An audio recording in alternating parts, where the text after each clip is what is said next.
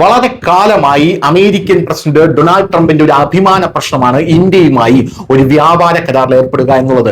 എന്നാൽ India American പ്രസിഡന്റിനും അമേരിക്കയ്ക്കും ഒരു പിടിയും കൊടുക്കാതെ പോവുകയാണ് എന്നുള്ളതാണ് നമ്മൾ മനസ്സിലാക്കേണ്ട കാര്യം. അമേരിക്കൻ പ്രസിഡന്റ് ഡൊണാൾഡ് ട്രംപ് അധികാരത്തിലേറിയ ശേഷം ഇന്ത്യൻ പ്രധാനമന്ത്രി നരേന്ദ്രമോദിയെ ഇതുവരെ കണ്ടിട്ടില്ല, അല്ലെങ്കിൽ ഇന്ത്യൻ പ്രധാനമന്ത്രി അങ്ങോട്ട് പോയിട്ടില്ല എന്നുള്ളത് ഇതിന്റെ ഏറ്റവും വലിയ തെളിവാണ്. കാരണം അത് പോകാനായി സാധിക്കില്ല എന്നുള്ളതാണ്. ഇപ്പോഴിതാ ഇന്ത്യ US കരാർ അന്തിമമാക്കുന്നതിനുള്ള ഒരുക്കങ്ങൾ തുടങ്ങിയിരിക്കുന്നു എന്നുള്ള റിപ്പോർട്ടുകളാണ് പുറത്തു വരുന്നത്. പ്രധാനമന്ത്രി മോദി ട്രംപ് ചർച്ചകൾക്ക് ശേഷം ഇന്ത്യൻ പ്രതിനിധി സംഘം USA പോകുമെന്നാണ് നമുക്ക് മനസ്സിലാക്കാൻ സാധിക്കുന്നത്. ഇന്ത്യയും അമേരിക്കയും തമ്മിലുള്ള വ്യാപാര കരാറിനെ കുറിച്ച് വലിയ വാർത്തകളാണ് പുറത്തു വരുന്നത്.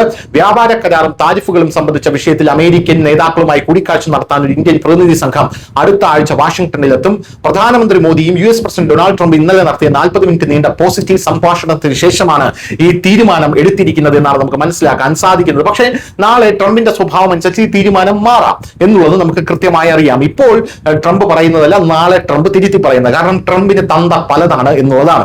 ഏപ്രിൽ 20 മുതൽ 22 വരെ ഇന്ത്യൻ പ്രതിനിധി സംഘം US സന്ദർശിക്കുമെന്ന് വൃത്തങ്ങൾ അറിയിച്ചു. ഈ സമയത്ത് വ്യാപാര കരാറും താരിഫും സംബന്ധിച്ച് നിലനിൽക്കുന്ന പ്രശ്നങ്ങൾ പരിഹരിക്കുന്നതിലും കരാർ അന്തിമമാക്കുന്നതിലും ഇരു രാജ്യങ്ങളും ശ്രദ്ധ കേന്ദ്രീകരിക്കും. വ്യാപാര കരാറുമായി ബന്ധപ്പെട്ട് ഇരു രാജ്യങ്ങളും തമ്മിൽ നിരവധി കൂടിക്കാഴ്ചകൾ നടന്നിട്ടുണ്ട്. എന്നാൽ ഇതുവരെ നിർണായക തീരുമാനമൊന്നും എടുത്തിട്ടില്ല എന്നുള്ളതാണ് പ്രധാനപ്പെട്ട ഒരു കാര്യം എന്ന് പറയുന്നത്. ഇന്നലെ പ്രധാനമന്ത്രി നരേന്ദ്രമോദിയും US പ്രസിഡന്റ് ഡൊണാൾഡ് ട്രംപും 40 മിനിറ്റ് ടെലിഫോണിൽ സംസാരിച്ചു. US ഇറാൻ വെടിനിർത്തൽ പ്രഖ്യാപിക്കുകയും ഇസ്ലാമാബാദിൽ ചർച്ചകൾ പരാജയപ്പെടുകയും ചെയ്തതിനു ശേഷം ഇരു നേതാക്കളും ആദ്യമായി സംസാരിക്കുകയായിരുന്നു. ഇത് news desk news India Malayalam.